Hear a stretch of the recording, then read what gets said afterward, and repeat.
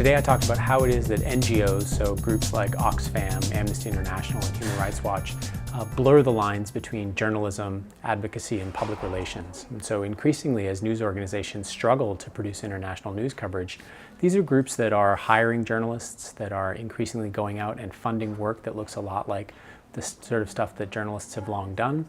But they do it for advocacy purposes, and they also utilize public relations techniques. And so the idea of the talk is to ask what this means both for NGOs and also for the types of news that people get.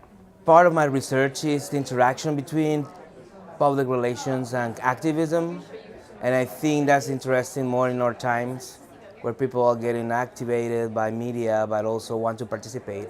And I think this was a very interesting perspective of seeing the intersection between media and advocacy and public relations. I really liked his perspective on the intersection between advocacy groups, public relations, and journalism, and how NGOs are using that now. I come from, I think, a background of viewing journalism in a very traditional way where it's nonpartisan and there's not a bias within the work. So it's interesting to see how public relations and advocacy groups may be using journalistic entities to push an agenda.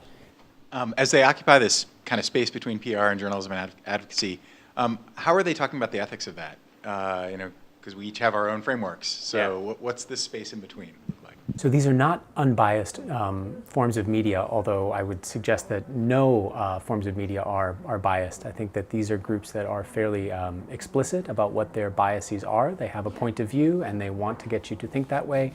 I think it would be a problem if they were the only group and the only point of view, but I think it's important that they are one view that's included amongst a sort of healthy media diet. Try to think as a journalist when I'm doing my PR work, because obviously as a PR professional you need the journalistic entities to share your information to the public.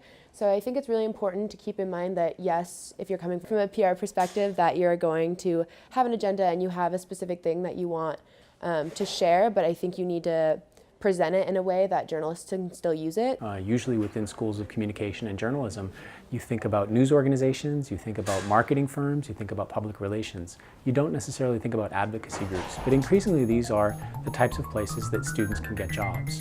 And on the research side, it's important for faculty to be examining these types of transformations.